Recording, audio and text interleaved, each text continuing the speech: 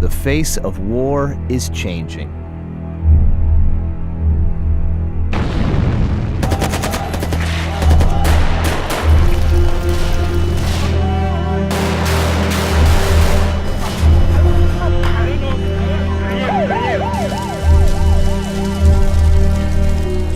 Increasingly, armed groups target civilians and turn cities, towns, and villages into battlefields.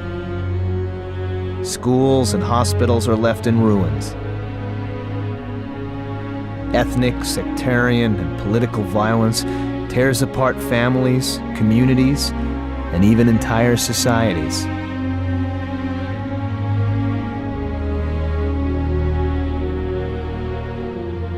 Sadly, children are not spared. In fact, they are often the first casualties of violence. Children are those in a society which stand to suffer the most because they are weaker, because also, one thing one should not forget, children are trusting. And of course, their trust is easily betrayed. Many are forced or recruited to become child soldiers. Girls are especially likely to be abducted, raped, and exploited. I and my friends were distributed to rebel commanders. We were forced to kill those girls who tried to escape or refused their husbands. I was repeatedly raped by the LRA commander who, on countless occasions. I was an innocent girl. I had never known a man in my life. They are forced sometimes to cut the linkage with the community. The first thing they have to do, they have to go to their community and to do something that will end the sympathy of the community. You have to kill in the community, to rape in the community, sometimes someone from your own family. That's how the commanders ensure that they will not return to the community, they will not flee. Though children show resilience in the face of adversity, in these harsh circumstances, they can find themselves overwhelmed. Orphaned or displaced, and with no one to protect them, they may succumb to deprivations, such as lack of medicine, clean water, food, and shelter. The unseen psychological and emotional traumas of war can be just as devastating and enduring. Haunted by atrocities they've witnessed or were forced to commit, some have difficulty functioning normally in society. Upon returning home, victims of sexual violence may find themselves shunned by their communities and left to fend for themselves. Robbed of their childhoods, many never receive the vocational training needed to become self-sufficient adults. Host governments bear the primary responsibility to protect these children. But when they are unable or unwilling to do so, the world must intervene.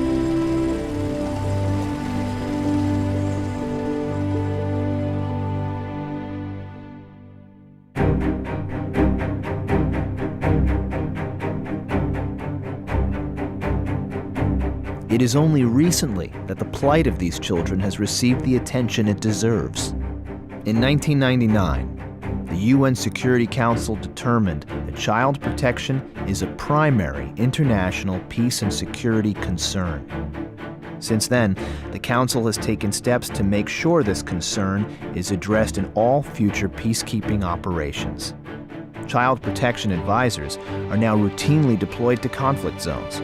An elaborate monitoring and reporting mechanism was set up to hold violators accountable for their actions and bring justice to victims of the gravest violations.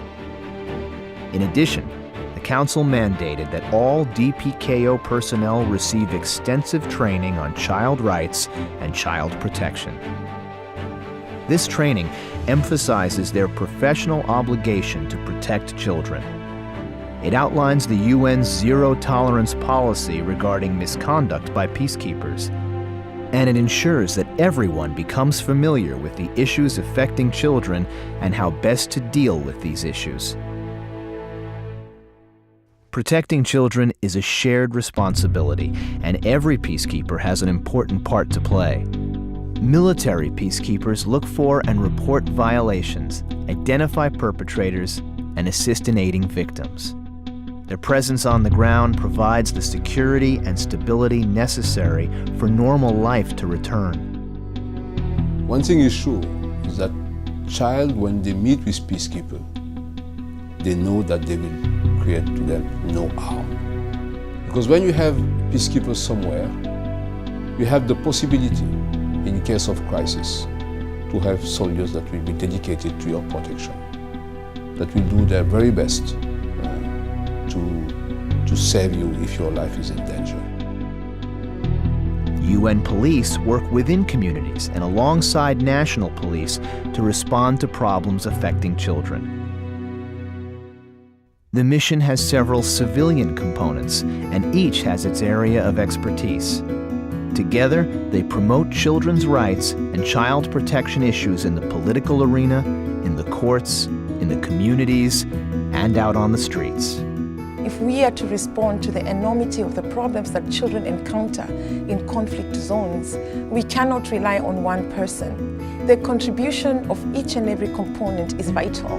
Although the Child Protection Advisor is responsible in assisting the mission to mainstream, the responsibility is divided among the mission components. It's divided across the board. It's a collective responsibility. Central to the effort are the Child Protection Advisors. They guide leadership, train those newly deployed to the mission, and ensure that child protection is a priority in the peace process. Most importantly, when any peacekeeper hears about or observes abuses, they know they have the advisor to turn to.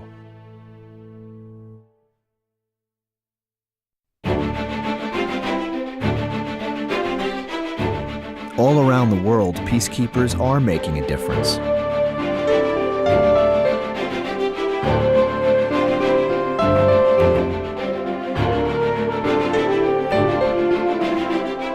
Hand in hand with UNICEF, NGOs, local governments, and child victims, they work with the perpetrators to end the gravest violations and have negotiated the release of thousands of child soldiers.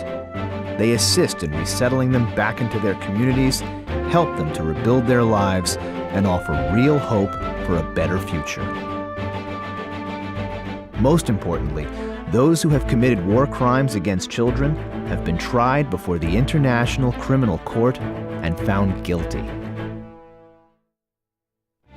While the challenge of protecting children is enormous, the rewards are just as immense. When you meet 3 or 4 or 5 children and you talk to them and you engage them at a level that speaks to them as full human beings, part of this incredible world, and that there are opportunities for them, there's nothing more rewarding than like that. Or when you go and you talk to a mother, and the mother explains to you that I'm so happy that my son is coming back. I hope he can go to school and become a productive citizen for his country. There's nothing more rewarding than that. Or when you actually sat down with a former commander or a current commander, and over a period of time, you've engaged with that person to say that recruiting is not in the interest of the army or the nation or he himself. And after a while, he can change his mind and say, you know what, come around, because I want to release this child so that this child can turn the gun towards the pen and start writing. What's more rewarding than that? former child soldiers, now adults, work on behalf of children in their own communities, or as global advocates shining a light on the urgency of the situation. Today's generation of children is tomorrow's generation of adults. The question must be asked: how can peacekeepers expect to bring lasting peace to a country without protecting the children who will inherit that peace, the children who are that country's future? It is absolutely important because when you go there and see the mother, the father that cannot protect their own children, and they are looking at you, then you can feel it. We are deployed to protect children. It's part of our mandate, and it's in the heart of our mandate. So we have to do it, and we are accountable, and we have to measure our success as a mission if we achieve result in protecting children. That is why child protection must be at the heart of peacekeeping. That is why your role in safeguarding children's rights and preventing their abuse is crucial. And that is why you must choose to act when a child's fate is in your hands.